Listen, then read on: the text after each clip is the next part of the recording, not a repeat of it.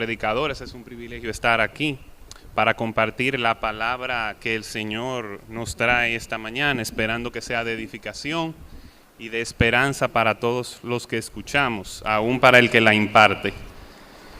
De inicio,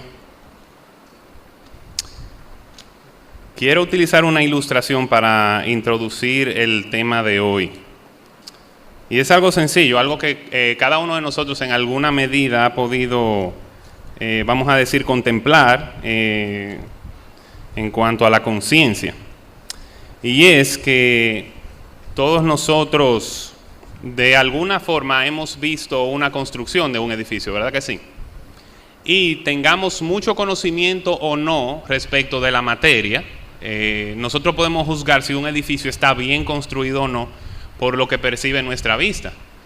Porque ya con la vista nosotros podemos contemplar la apariencia del edificio, su terminación, su orden, su proporción, ¿verdad que sí?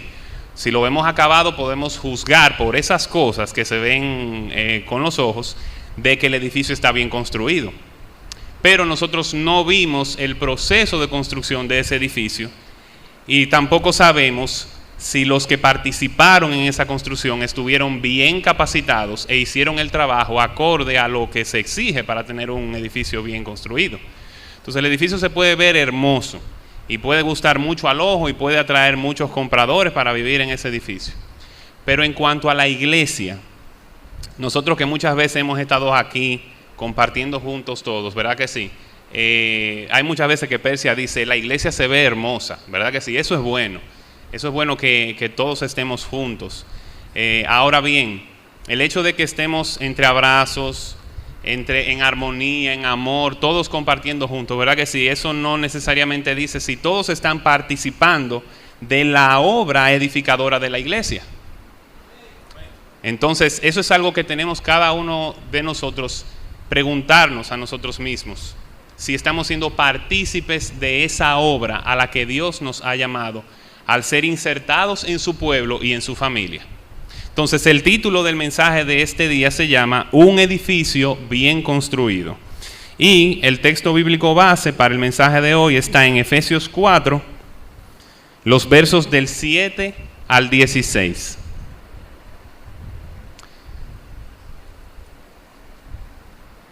Bueno, vamos leyendo en lo que van proyectando el verso. Dice así la palabra del Señor. Efesios 4, del 7 al 16, dice: Pero a cada uno de nosotros fue dada la gracia conforme a la medida del don de Cristo, por lo cual dice, subiendo a lo alto, llevó cautiva la cautividad y dio dones a los hombres. Y eso de que subió, ¿qué es? Sino que también había descendido primero a las partes más bajas de la tierra.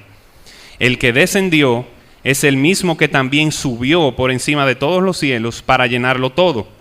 Y él mismo constituyó a unos apóstoles, a otros profetas, a otros evangelistas, a otros pastores y maestros, a fin de perfeccionar a los santos para la obra del ministerio, para la edificación del cuerpo de Cristo, hasta que todos lleguemos a la unidad de la fe y del conocimiento del Hijo de Dios, a un varón perfecto, a la medida de la estatura de la plenitud de Cristo, para que ya no seamos niños fluctuantes, llevados por doquiera de todo viento de doctrina, por estratagema de hombres, que para engañar emplean con astucia las artimañas del error, sino que siguiendo la verdad en amor, crezcamos en todo en aquel que es la cabeza, esto es Cristo, de quien todo el cuerpo, bien concertado y unido entre sí por todas las coyunturas, que se ayudan mutuamente, según la actividad propia de cada miembro,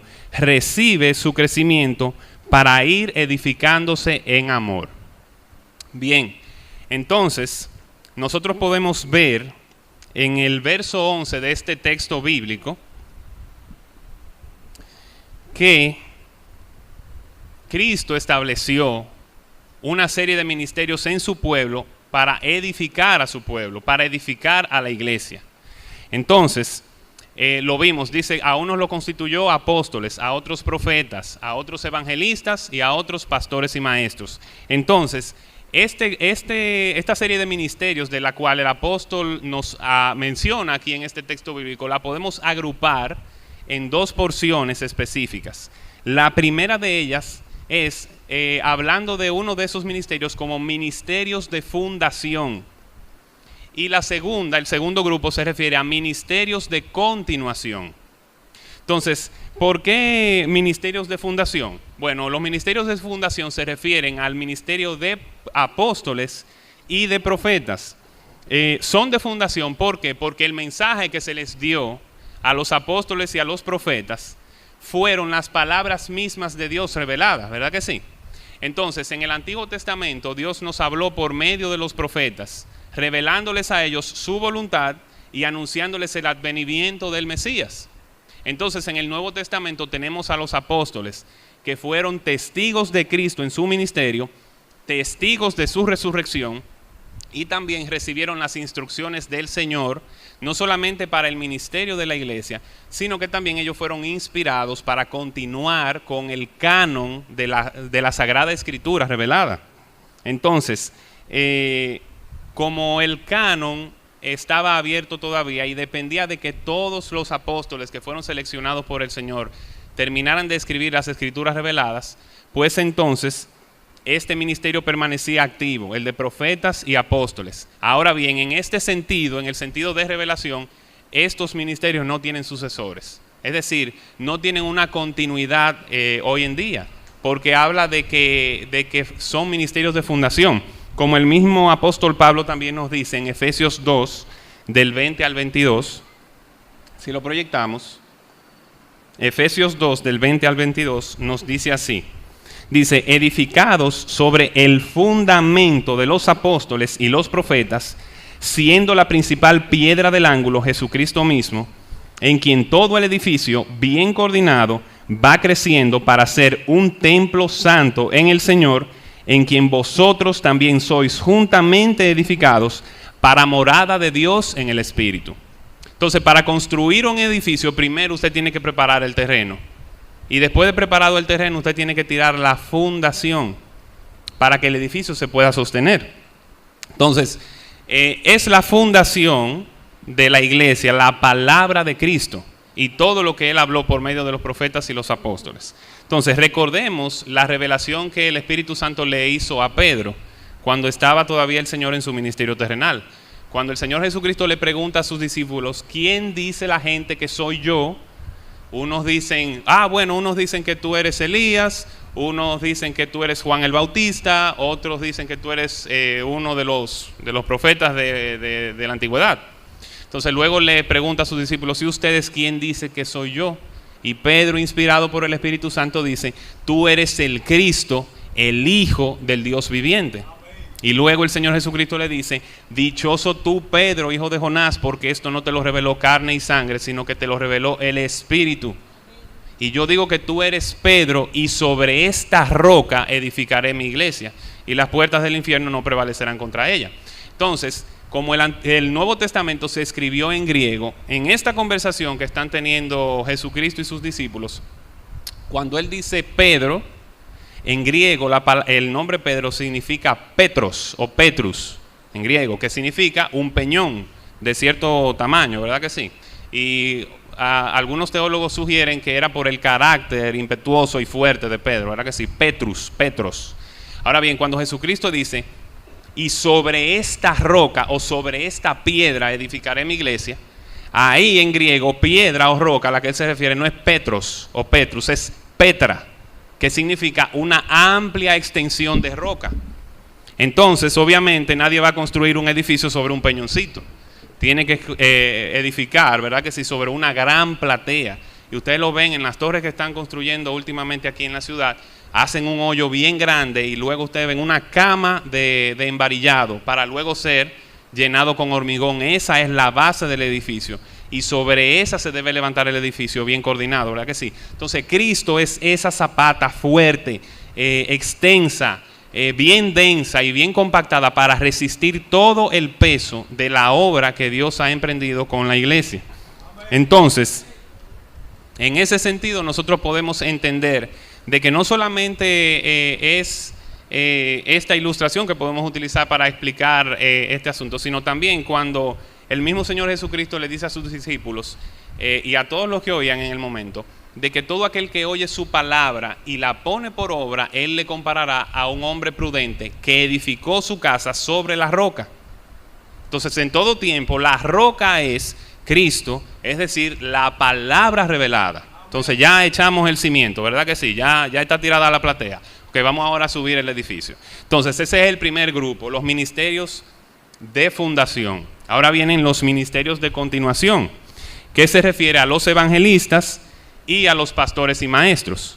Los evangelistas son los predicadores del evangelio que van en vanguardia, roturando el terreno y sembrando la semilla de la palabra.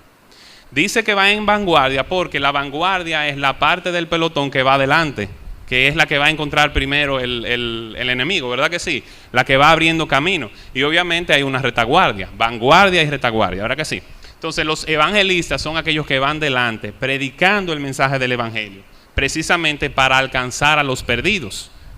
Porque ¿qué se agrega a la iglesia con la predicación del evangelio? Los perdidos redimidos, ¿verdad que sí? Bueno, no son perdidos redimidos, son redimidos que antes estaban perdidos y obedecen al evangelio.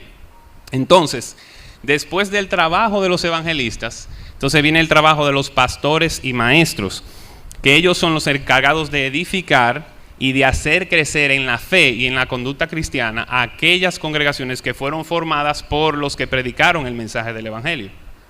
Entonces ahí nosotros estamos viendo un trabajo en conjunto, de que unos se dedican a una cosa, otros se dedican a otra, pero es como relevándose el trabajo, precisamente coordinándose para lograr el objetivo del Señor, que es la formación y la edificación de su pueblo, ¿verdad que sí? Entonces, nosotros podemos apreciar tres objetivos en estos dos grupos de ministerios de fundación y ministerios de continuación. Y es el primero de los objetivos: perfeccionar a los santos para la obra del ministerio y la edificación del cuerpo de Cristo. Lo dice en el verso 2. El segundo objetivo es llegar a la unidad de la fe y del conocimiento de Cristo.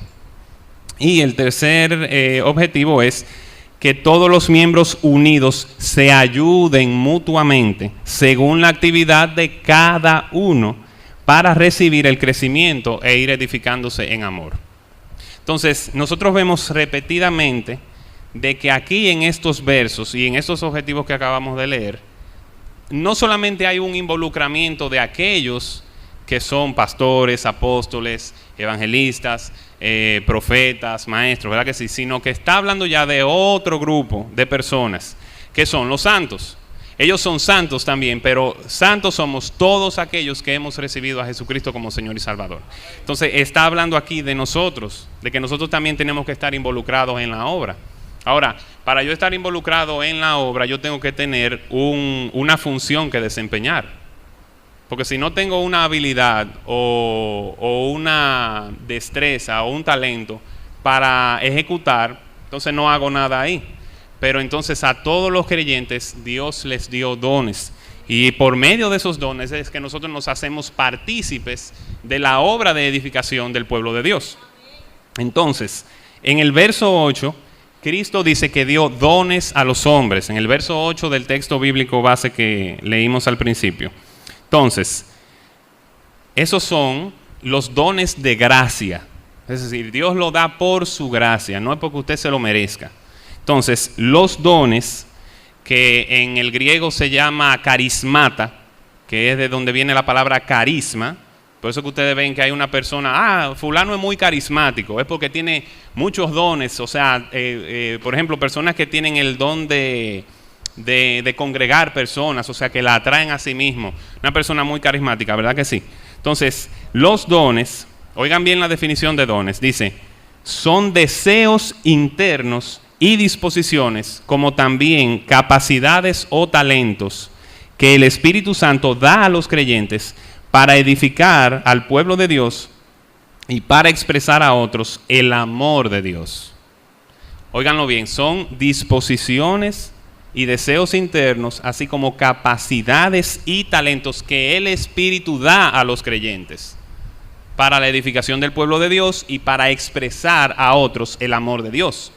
Entonces, no es lo mismo el don espiritual que el talento innato que cada uno trae de nacimiento por la genética. Porque por la genética yo tengo habilidad de hacer arquitectura, hay otros que son buenos en los números, hay otros que son buenos en la medicina. Yo no doy para medicina. Mi papá quería que yo fuera médico, pero yo no entendía que no era la inclinación de mi vocación. Entonces, esos son talentos naturales, talentos innatos que Dios le da a los hombres. Eso viene por la genética. Pero otra cosa son los dones espirituales, que eso Dios se lo da exclusivamente a los que son salvos para desempeñar una función en su pueblo. Entonces, cada creyente tiene un don o varios dones, según el Señor haya dispuesto. Entonces, vamos a ver lo que Pablo nos dice en Romanos capítulo 12, los versos del 6 al 8.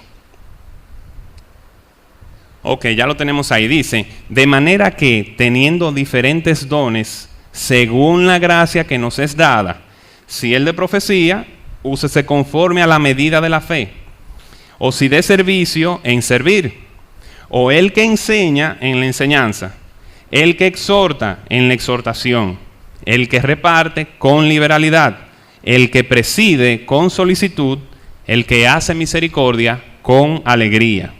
Entonces aquí nosotros estamos viendo una serie de dones o de ministerios que el Señor le da a los creyentes. Ese es un primer grupo, luego vamos a ver un segundo grupo. Pero por lo pronto vamos a dar una breve descripción de estos que Pablo nos menciona aquí. El primero de ellos es profecía, y ya hablamos hace un momento de que este es uno de los dones de fundación, es decir, no tiene sucesión, y vamos a explicar por qué. El don de profecía, aquí una descripción breve, dice, consistía en comunicar un mensaje inspirado por Dios. El Espíritu Santo inspiró a los profetas para pronunciar las mismas palabras de Dios, y por tal razón es un ministerio de fundación y ya no continúa en nuestros días. Debía ser usado conforme a la medida de la fe, es decir, conforme a la revelación ya existente. En el contexto que Pablo dice esto, es necesario resaltar esto que dice aquí. ¿Por qué? Tenía que ser usado este don conforme a la medida de la fe, es decir, conforme a lo que ya se había revelado. ¿Por qué? Porque en el momento que el apóstol estaba escribiendo esta carta, todavía el canon de la revelación de Dios no estaba cerrado. Todavía faltaban las otras cartas apostólicas, todavía faltaba que Juan recibiera la revelación del Apocalipsis. Entonces había que ser muy cuidadoso con que viniera uno que se autollamara profeta a decir algo supuestamente de parte de Dios, cuando realmente no era de Dios. Entonces lo que decía ese tal profeta había que filtrarlo por la escritura que ya estaba revelada, porque toda la escritura sigue una misma línea. Por eso es que hay en algunas Biblias, por ejemplo las Biblias católicas romanas, tienen los libros que se llaman apócrifos, que son libros históricos que contienen información que fue escrita en el periodo de silencio que Dios hizo antes del advenimiento del Salvador. Entonces, obviamente eso es información, costumbres, hechos que ocurrieron, que ellos dijeron, bueno, vamos a incluirlo aquí, pero sabemos que no siguen la misma línea de la revelación divina. Entonces, había que tener cuenta con estos supuestos profetas. Hoy en día nosotros vemos que sí, que un profeta, que tal profeta dijo esto otro, pero luego se demuestra que son profecías falsas. Sí hay revelaciones que Dios le da a personas particulares, no podemos negar eso, pero que no necesariamente son profecías. Eso se puede llamar de otra cosa, pero tampoco la profecía necesariamente es predicción del futuro. Porque hoy en día eso es lo que más vemos. Que tal profeta profetizó que el fin del mundo es tal día. O que el anticristo es fulano de tal. Que Donald Trump es el anticristo. O esto o aquello. Diciendo muchas cosas que no tienen ningún asiderio bíblico. Que no tienen ningún fundamento. Entonces tenemos que cuidarnos de eso. Porque si bien la palabra anuncia que hay muchos falsos profetas en este día para arrastrar a gente al error, entonces tenemos que cuidarnos de eso. Y entender a qué se refiere precisamente este don. Entonces vamos a pasar al otro don, que es el don de servicio. Y dice que es oigan bien, miren, antes de continuar hablando brevemente de cada don, fíjense que repetidamente al principio de cada descripción habla de lo mismo, para resaltar que es algo que viene del Espíritu, que no es de usted que viene. Es del Espíritu que viene. Oigan cómo dice así. El don de servir, dice, es el deseo, la capacidad o el poder que da Dios para prestar asistencia práctica a los miembros y dirigentes de la iglesia con el propósito de ayudarles a cumplir sus responsabilidades ante Dios.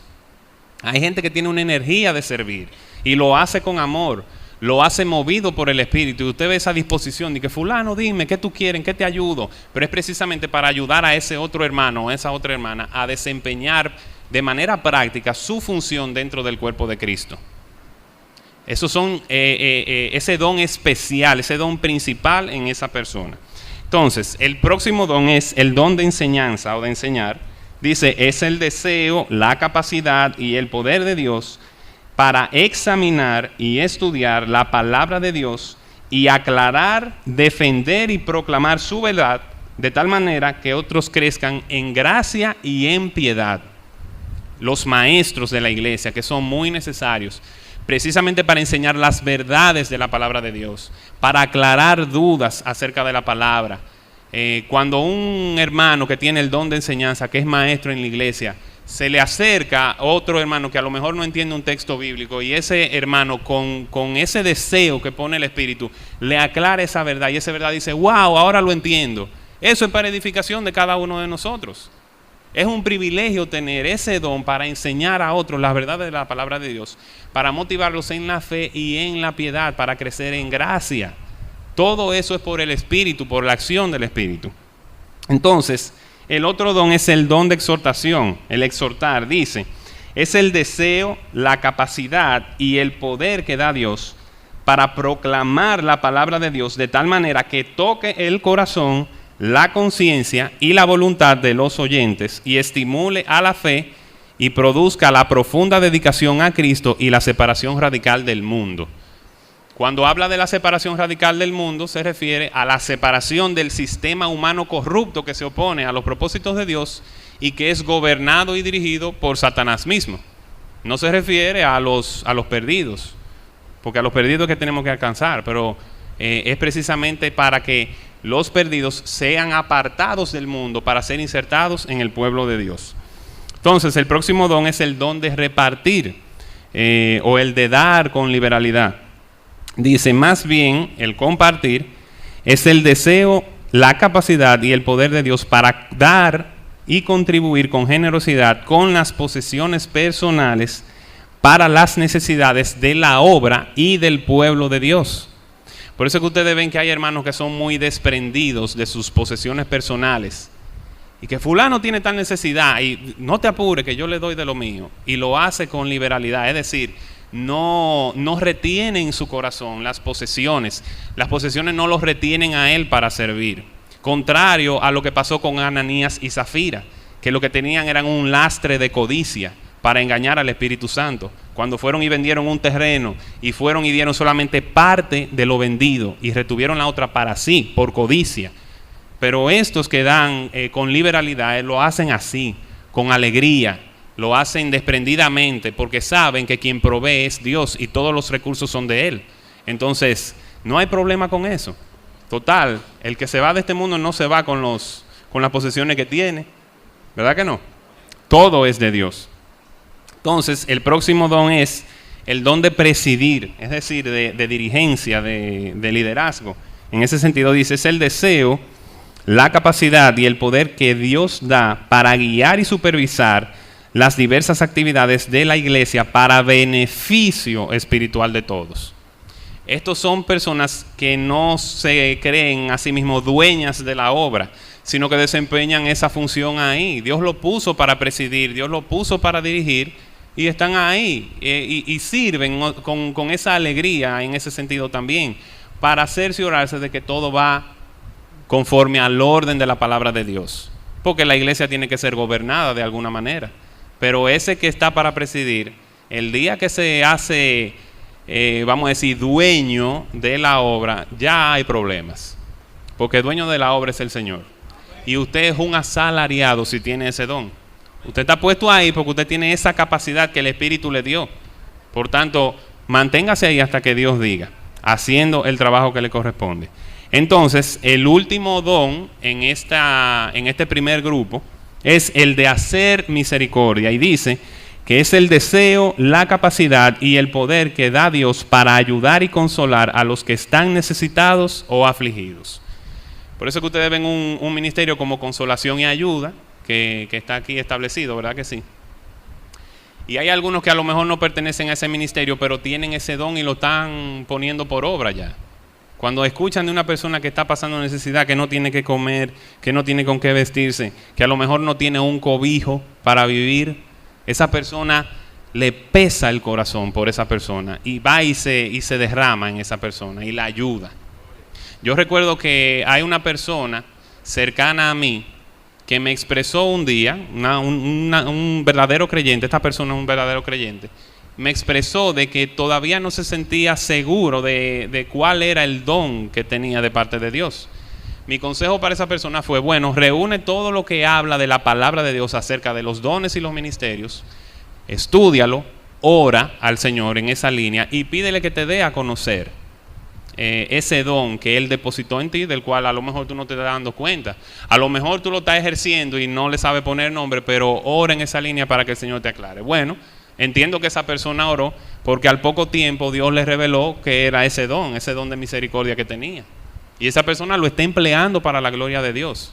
Y sabe que eso no es para su propia gloria, sino que es para la gloria de Él. Porque es un deseo, un poder, una capacidad que es Dios que lo pone. No es de mí porque yo soy muy buena persona. No. Es porque Dios lo deposita ahí. Y obviamente, como es un deseo, es un empuje del Espíritu que no deja en paz al creyente para que pueda emprender ese don, ¿verdad que sí? Para que pueda hacer ese ejercicio. Entonces, cada creyente, como mencionamos hace un momento, cada creyente tiene al menos uno de esos dones. Al menos uno. Hay otros que tienen más. Ahora bien, el hecho de que yo tenga un don principal no me excluye de yo ejercer los otros dones que están aquí descritos. Porque si yo tengo el don de enseñanza, por no tener, vamos a decir, el don de servicio, voy a dejar de servir. O por no tener muy marcado el don de misericordia, voy a dejar de hacer misericordia. No. Todos nosotros en alguna medida tenemos que ejercer los otros dones según surja la necesidad. Por ejemplo, nosotros vamos a ver más adelante los dones, por ejemplo, el don de milagros. Pero lo voy a mencionar ahora de un prontico. Miren, por ejemplo, el caso de los que tienen el don de parte de Dios de echar fuera demonios. Aquí solamente yo conozco a una persona que tiene ese don, pero eso no es suficiente. Y si usted está, por ejemplo, a lo mejor vacacionando en Puerto Plata y de repente allá se da una manifestación demoníaca, un espíritu maligno posee a una persona, y usted es un verdadero creyente, ¿qué usted va a hacer? Va a llamar a ese hermano que solamente es el único conocido aquí que tiene ese don. Ay, venga para acá, para Puerto Plata, y en Santiago. Tranquilo. ¿Entienden qué es lo que le digo? O sea, ¿cómo es que un creyente ante una necesidad como esa va a emprender la huida? Y dice, ay, yo no puedo. No. Pídale al Señor que le ayude para asistir a esa persona, porque recuerden que el don es no solamente para edificación del cuerpo, sino también para manifestar el amor de Dios a los otros. Entonces, usted ayudar a una persona a ser liberada de una posesión demoníaca, eso es una manifestación de amor. Porque ¿a quién le gusta ver a una persona rebajada a la calidad de un poseído por la maldad del enemigo, que lo que quiere es destruir? Entonces, usted siendo un creyente, equipado por el Espíritu, que tiene toda la armadura de Dios, va a emprender la huida. Eso como que no compagina, ¿verdad que no? Entonces usted tiene que estar ahí ejerciendo el don según la necesidad que surja. Entonces, la otra lista de dones o ministerios de la cual el apóstol Pablo nos habla está en 1 Corintios 12, del 4 al 11. Vamos a verla de un prontico. Ok, dice aquí, ahora bien, hay diversidad de dones, pero el Espíritu es el mismo. Y hay diversidad de ministerios, pero el Señor es el mismo. Y hay diversidad de operaciones, pero Dios, que hace todas las cosas en todos, es el mismo. Porque a este, es decir, a este creyente, porque a este es dada por el Espíritu palabra de sabiduría, a otro palabra de ciencia, según el mismo Espíritu, a otro fe por el mismo Espíritu, y a otro dones de sanidades por el mismo Espíritu, a otro el hacer milagros, a otro profecía, a otro discernimiento de espíritus, a otro diversos géneros de lenguas, y a otro interpretación de lenguas. Pero todas estas cosas las hace uno y el mismo Espíritu, repartiendo a cada uno en particular como Él quiere. Es decir, si usted no tiene, por ejemplo, el llamado o el don para ser pastor, manténgase ahí, donde el Señor le puso. Porque si Él le repartió a uno este don o esta capacidad, esos son asuntos del Espíritu de Dios. Por eso es que uno no puede ser pretencioso con los dones, ni para creerse más que el otro, ni para llegar a despreciarlo, sino uno mismo en humildad reconocer qué fue lo que Dios le dio y mantenerse ahí y simplemente usar lo que Él le dio. Yo les voy a poner un ejemplo. ¿Quiénes de ustedes ha visto esta película que se llama Las Crónicas de Narnia? Bueno, algunos la han visto. La primera película de la serie, hay un momento en donde 3 de los hermanos están huyendo porque oyen un trineo que viene a lo lejos, y resulta ser que la malandra de la película, la bruja blanca, ¿verdad que sí? Ella andaba en un trineo. Entonces ellos oyen el trineo y se mandan corriendo porque pensaban que era ella. Yo no sé por qué el autor metió a Santa Claus en la historia. El autor es C.S. Lewis, un hombre que era ateo y terminó siendo cristiano y dio un testimonio maravilloso y escribió estos libros que son muy buenos, que ya fueron llevados al cine.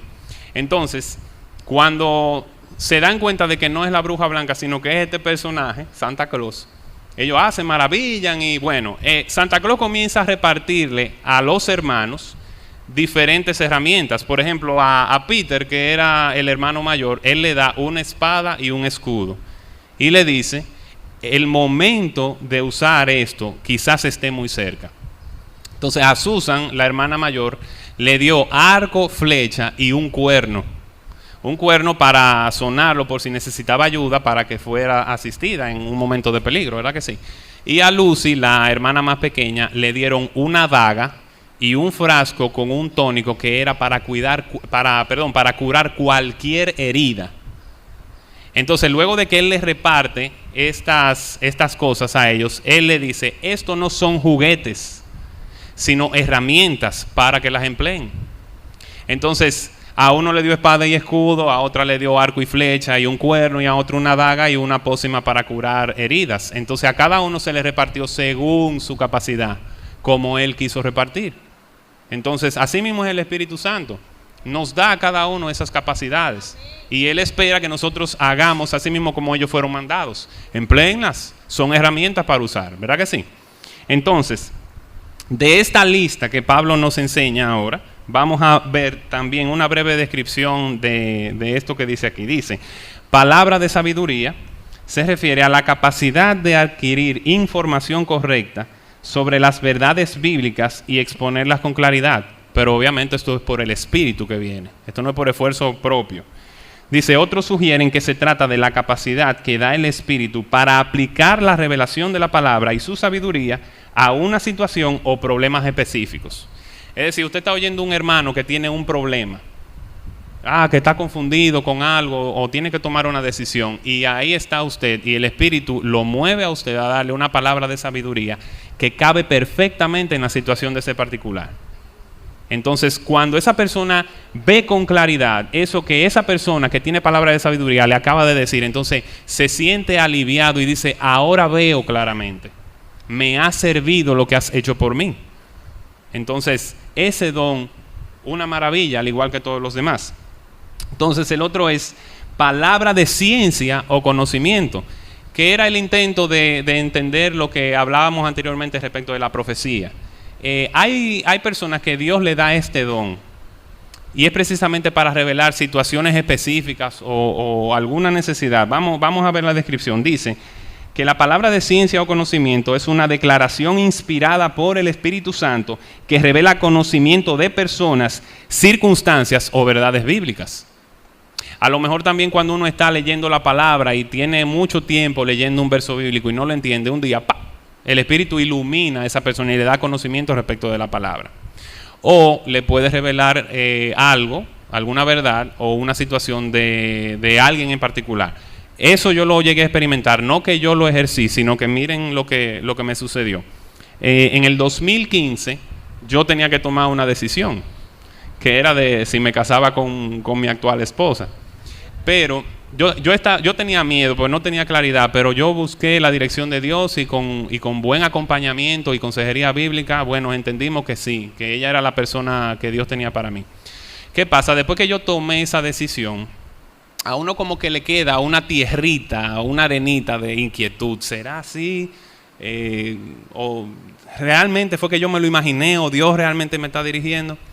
Ya la decisión estaba tomada y en vías a prepararnos para la boda. ¿Qué pasa? Como semanas después, uno de mis mejores amigos estaba en Estados Unidos, sale de un culto y me llama de una vez. Eso fue un sábado en la tarde, recuerdo, y me dice, óyeme, me abordó un hombre que yo no conozco y me preguntó que si yo conocía a alguien que se llama Samuel. Entonces él le dijo, bueno, sí, un buen amigo mío allá en República Dominicana. Entonces ese hombre le dijo, pues dígale que todo va a estar bien. No sabe el nombre, de dónde viene, cuáles fueron sus intenciones, pero repentinamente él habla de un tal Samuel. Lo grande del caso es que el amigo mío me dice que él conocía la situación por la que yo había atravesado, pero él no me había abordado al respecto.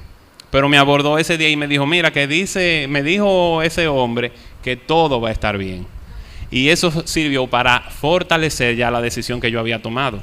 Entonces, yo estoy aquí en este pedazo de tierra y ese hombre en aquella gran masa continental, en un país totalmente diferente, y yo no sé ni siquiera la nacionalidad, viene él y movido por Dios le dice, dígale a Samuel que todo va a estar bien. Entonces eso es palabra de ciencia o conocimiento. Le dijo, mira, está inquieto, dile esto, dile que todo va a estar bien. Y en los 2 años y piquito que tenemos ya de matrimonio, todo ha marchado bien. O sea, no hemos dejado de tener las cosas normales de un matrimonio, desacuerdos, fricciones, pero gracias al Señor todo está bien. Lima dice, Dios ha hecho todo para que estemos bien. Así que hay material, hay recursos para estar bien, ¿verdad que sí?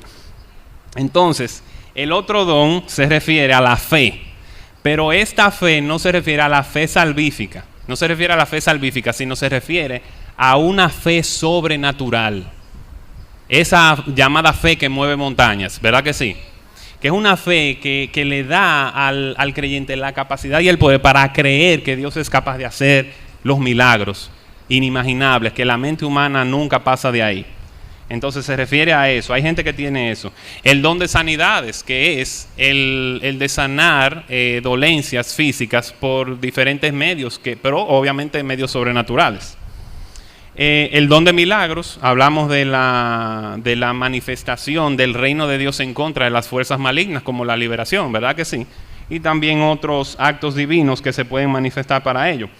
El discernimiento de espíritus, que es para discernir y juzgar debidamente si un mensaje es o no del Espíritu Santo. Entonces, lo que mencionábamos anteriormente era que este don era muy necesario en la iglesia primitiva precisamente porque el canon no estaba cerrado. Todavía no se había completado toda la escritura revelada por Dios. Entonces había que estar pendiente con ese don, alerta, no sea que viniera un espíritu engañoso a venir a decir otra cosa. Porque si habían falsos profetas en ese tiempo, ¿cuánto más hoy que ya estamos cansados de ver eso? Entonces, también el don de lenguas, este es el penúltimo de la lista. El don de lenguas, según Ellen Morris, se refiere a expresiones pronunciadas en un estado de éxtasis que ni el mismo que las habla las entiende, en un lenguaje desconocido y bajo la influencia del espíritu. Hoy en día eso se ve mucho, gente pronunciando muchas sílabas, pero realmente no sabemos si es un don de lengua genuino. Porque muchas veces pasa eso, que a lo mejor la persona emocionada, por emoción, comienza y comienza a decir un reguerete de sílabas que no tienen ningún sentido.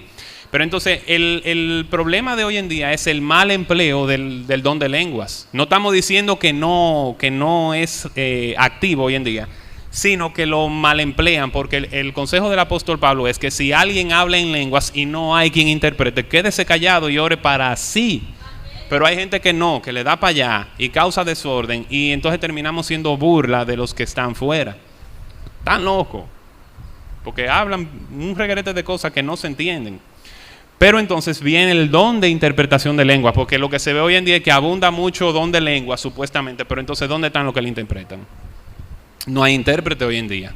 ¿Qué pasa? ¿Cuál es el problema? Entonces el don de interpretación de lengua dice don por medio del cual Dios hace inteligible lo que queda oculto a todos en las expresiones extáticas mencionadas anteriormente. Entonces, si hay don de lengua, tiene que haber un intérprete. Si no, porque lo que Dios revele por el don de lenguas es para edificación del pueblo. Y si no hay intérprete, pues entonces no vamos a ser edificados en ese sentido. Entonces, algunos teólogos con respecto a esta lista de dones, considera que no es exhaustiva, es decir, que no está limitada a esto que se menciona aquí. Pero eso es lo que tenemos revelado. Por lo menos andemos en esto y si el Señor quiere seguir dándonos entendimiento de qué otro don puede haber, bueno, pues entonces esperemos en Él, pero conforme a la palabra. Entonces, ante esta lista, ante esta descripción que hemos visto, tenemos que hacernos la pregunta y tenemos que ser sinceros al responder esta pregunta, y es: ¿abunda el ejercicio de estos dones y su variedad hoy en día en la iglesia? ¿Abunda? Por lo visto no abunda. No abunda porque tenemos varias razones para entenderlo así. Miren, realidades que nosotros hoy en día estamos viviendo. Miren, la primera de ellas es que a raíz de un libro que leímos hace unos años atrás que se titulaba La Iglesia de Dos Alas, parte de la premisa que dice que el 20% de los miembros de la iglesia sirve al 80% que está inactivo. Es decir, que el 20% de los miembros de la iglesia está haciendo el 20% del trabajo que le corresponde, más el 80% del trabajo de los que no están haciendo nada. O sea, es decir, el 20% está llevando la carga del 100%. Esos son datos reales. Y si usted se detiene así a ver detenidamente si es así o no es así, usted se va a dar cuenta que es así. El segundo dato, la segunda realidad es que el 2%, eso fue resultado de un estudio también, el 2% de la iglesia contemporánea testifica de su fe a otras personas. El 2% predica el evangelio. El otro 98% está con la boca cerrada. Eso es terrible. ¿Cómo es que usted es salvo y usted no le dice al otro cómo ser salvo también? Entonces el 2% de la iglesia contemporánea solamente está testificando a otros de su fe. Entonces la otra realidad es que se ve una rotación de los mismos ministros en diferentes ministerios para cubrir las necesidades. Por eso es que aquí, en esta congregación particular, usted ve las mismas caras en todos los ministerios. José Fernández en 3 ministerios. Lima, Pesia en los mismos ministerios. Marcia, Badi, Liceló, la misma cara, no hay caras nuevas. Entonces eso lo que hace es que desgasta al siervo de Dios. ¿Dónde nosotros podemos ver eso? Recientemente tuvimos un ejemplo. Tuvimos una asamblea recientemente, ¿verdad que sí? Y se ha decidido formar un cuerpo pastoral. Obviamente, el consejo comenzó a llamar a hermanos que entendían que estaban en la disposición de ocupar este puesto. Pero de la cantidad de personas que llamaron, la mayoría declinó. O sea, ¿por qué razón? Yo al menos conozco una razón, y es porque ya una persona en particular tiene suficiente carga ministerial. Ya están demasiados ministerios. Entonces, un ministerio más, eso realmente no debería ser así. Entonces, hay que llamar a gente para que sirva. Entonces, combinado con esto, actualmente cabe mencionar de que hay una crisis de liderazgo masculino generalizada. Afuera, en todas las demás cosas. Por ejemplo, académicamente, Ucamaima, para ponerle un ejemplo, gradúa más mujeres que hombres. Y en la iglesia, las mujeres son las que más sirven ministerialmente. Las mujeres son las más espirituales. Las mujeres son las que más oran, las que están más presentes en los tiempos de oración.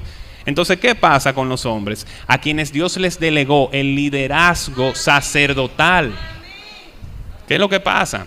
¿Cómo nosotros demostramos eso? Miren, el cuerpo pastoral que se terminó formando esa noche de la asamblea, ¿de qué está compuesto? De 3 mujeres y 2 hombres. Esos 2 hombres y esas 3 mujeres ya tienen ministerio, pero hay que cubrir una necesidad. Entonces, si no hay nadie más dispuesto, hay que usar a lo que uno ve que están constantemente de manera activa operando en la iglesia. Entonces, eso es para reflexión nuestra. Y si bien trae vergüenza, es bueno, porque el Señor nos enseña estas cosas. Entonces, vamos a aplicar, ya para ir terminando el mensaje, vamos a aplicar esta enseñanza. Vamos a utilizar nuevamente la ilustración de la construcción. Ustedes saben que cuando se construye un edificio, hay una persona encargada de poner pañete, ¿verdad que sí? Todo el mundo sabe lo que es pañete, que es la mezcla de cemento y arena con agua para cubrir el muro. Entonces, el que empañeta, para poder empañetar, ¿qué necesita? No, pero ¿qué necesita realmente? Pues tiene la mezcla hecha, pero ¿qué necesita? Necesita que el muro esté hecho. Ajá, entonces si el que está encargado de levantar el muro no hace su trabajo, entonces ¿qué pasa? El pañete no se pone. El que está encargado de hacer ese trabajo no puede pasar. Entonces, la negligencia de este participante en la construcción no solamente frena el progreso de la construcción, sino que también le frena el trabajo particular de uno de los actores de la construcción. Entonces, así mismo es en la iglesia. En la iglesia, cuando hay personas que no están sirviendo en los ministerios que corresponde, obviamente los demás tienen que venir a cubrir esa necesidad. No de manera improvisada, porque Dios da la gracia, pero si fuese en una construcción, entonces algún conocimiento debe tener el que no necesariamente es el que pone los bloques para poder echar para adelante la obra, pero no va a ser lo mismo, porque hay una persona que hace ese trabajo con calidad, lo único que no está dispuesto a hacerlo. Entonces frena o retrasa el progreso. Entonces digo esto ¿por qué?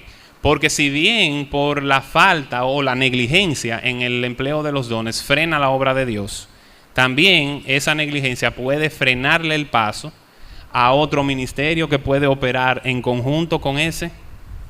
Le voy a poner un ejemplo. Los dones son para edificación de la iglesia, pero los dones se pueden ejercer fuera de ella para alcanzar a los perdidos. El don de misericordia, si usted lo combina con el don de evangelismo, usted está cubriendo 2 necesidades, que es la necesidad física, ¿verdad que sí? Porque si una persona que está pasando hambre o no tiene con qué vestirse, el don de misericordia viene y actúa y bendice a esa persona cubriendo esas necesidades, pero atrás viene el evangelista para predicarle el evangelio de salvación. Entonces ahí hay 2 necesidades cubiertas y esa persona es ganada para Cristo y viene a formar parte del cuerpo de Cristo, a ser una piedra viva en la construcción del templo de Dios para morada de Dios en el Espíritu. Entonces, ¿a quién es que Dios agrega a la iglesia? No son a los arrepentidos, no son a los que son salvos ya. Entonces, la materia prima para la construcción de la iglesia está afuera. Entonces, cada uno de nosotros tiene que hacerse esa pregunta. ¿Estoy yo ejerciendo mi don? ¿Lo estoy haciendo? Entonces, cada uno de nosotros depende del otro porque nos edificamos mutuamente. Voy a utilizar ya esta última enseñanza bíblica para ir cerrando el tema, que ya el tiempo se nos fue encima. Veamos, por ejemplo, la parábola de los talentos. Todos nosotros la hemos escuchado, la conocemos, pero vamos a observar algo bien particular, algunos detalles. Ustedes saben, la parábola dice que un señor se iba de viaje muy lejos, ¿verdad que sí? Y dejó sus bienes a cargo de los siervos. A un siervo le dio 5 talentos, a otro le dio 2 y a otro le dio 1 para que hicieran negocio con esos talentos. Y luego él vendría a pedirle cuentas. Entonces el que recibió 5 fue y negoció con esos 5 y ganó otros 5. El que tenía 2 hizo lo mismo y ganó otros 2. Pero el que tenía 1 lo que hizo fue que escondió el talento y al final vino su señor a pedir cuentas. El de 5 dijo: mire señor, aquí están los 5 talentos, gané otros 5. Y él dice, bien hecho, siervo bueno y fiel, en lo poco fuiste fiel, sobre mucho te pondré, ven y entra en el gozo de tu Señor. Lo mismo pasó con el de 2 talentos, pero la diferencia fue con el que tenía 1 talento. Oigan qué fue lo que le dijo el que recibió 1 talento. Él le dijo, Señor, yo sabía que usted es un hombre muy duro, que ciega donde no sembró y que recoge donde no esparció. Entonces tuve miedo y escondí el don. Tenga, aquí está lo que es suyo.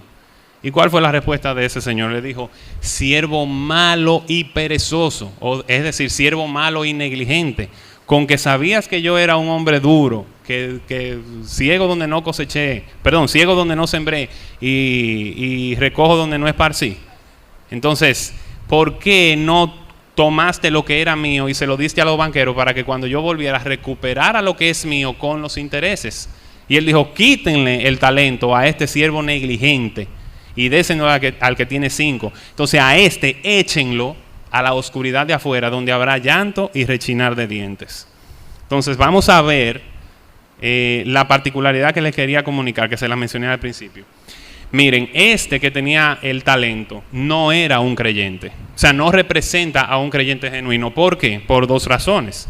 La primera es el concepto que él tenía de su Señor. Él decía, usted es un hombre muy duro, que cosecha donde no sembró y recogió donde no esparció. Usted es un hombre muy duro. O sea, este no conocía a su Señor. Los otros sí. ¿Por qué los otros conocían al otro? Porque hicieron con los talentos lo que es del agrado de su Señor. Entonces, esa es la primera particularidad de este siervo negligente. Él no era un verdadero creyente porque no conocía íntimamente a su Señor. Entonces, la otra particularidad es que ¿cuál fue el resultado final de ese siervo? Fue echado a la oscuridad de afuera, donde habrá llanto y rechinar de dientes, que es un símbolo para describir la condenación eterna.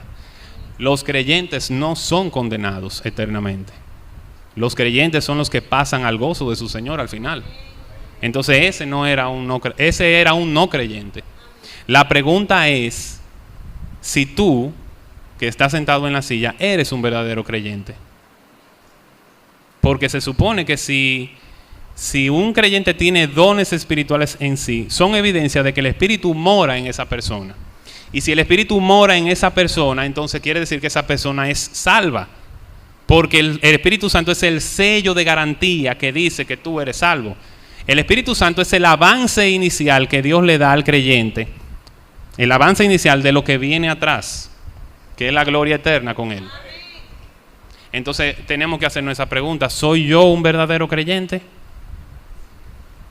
Se supone que si soy un verdadero creyente, yo debo sentir en mi corazón no solamente el impulso para ejercer los dones que Dios depositó en mí, sino que también si no estoy ejerciendo los dones, el Espíritu debe poner en mi inquietud.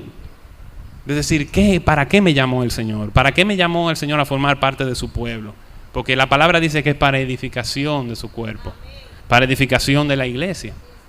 Entonces, al final de nuestros días, cuando estemos delante de la presencia de Dios, cuando lo tengamos a Él de frente, pensemos en esto. La palabra inútil, procuremos que no salga de la boca del Señor, más bien que salga de la nuestra cuando digamos, siervos inútiles somos porque solamente hemos hecho las cosas que tú nos has mandado a hacer. La palabra inútil, si se va a mencionar allá, en la presencia de Dios, que sea de nuestra boca, soy un inútil, solamente hice lo que me mandaste a hacer. No sea que salga del Señor, más bien que salga, siervo bueno y fiel, en lo poco fuiste fiel, sobre mucho te pondré, ven y entra en el gozo de tu Señor. Y ya para terminar, se supone que aquí en esta iglesia bautizamos personas. Se le da un entrenamiento, pero es un entrenamiento para concientizar, para saber cuál es la decisión que está tomando. Todo el que se bautiza es porque ha sido salvo, se supone, ¿verdad que sí? Se supone que ha sido salvo porque previo al bautismo en aguas tiene que ser la salvación. Entonces, una persona es salva cuando ya el Espíritu viene a morar en la persona porque esa persona ha creído de todo corazón en Jesucristo para salvación y se ha arrepentido de sus pecados. ¿Verdad que sí? Entonces, luego de ver tantas personas bautizándose, lo digo en amor, no es para humillar, porque aquí nadie está mencionando nombres. Cada quien se examina a sí mismo. Todos los que se han bautizado, ¿dónde está su servicio en el pueblo de Dios? ¿Dónde está? Hay mucho trabajo por hacer. Entonces, ¿dónde está la dedicación a la palabra de Dios? ¿Dónde está esta edificación en sus verdades?